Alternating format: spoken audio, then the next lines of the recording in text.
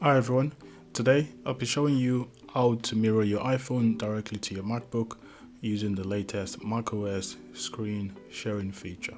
So let's get into it. Before we start, make sure your iPhone is running iOS 18 and your MacBook is running the latest macOS, which for me is Sequoia.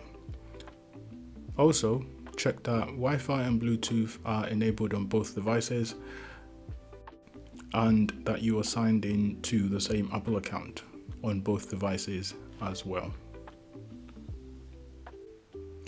To start, let's launch the iPhone mirroring app. So go into applications and select iPhone mirroring. Once that comes up, select continue.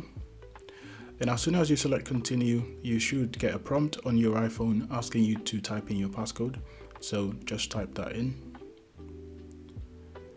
And once that's done, you can allow notifications from iPhone. Click on get started. So if you get this screen, that means that you need to lock your iPhone. So just make sure your iPhone is locked. And once you do that, you should have full access of your device on your MacBook. So I've got my device here. I can move it across my desktop. I can put it anywhere I want.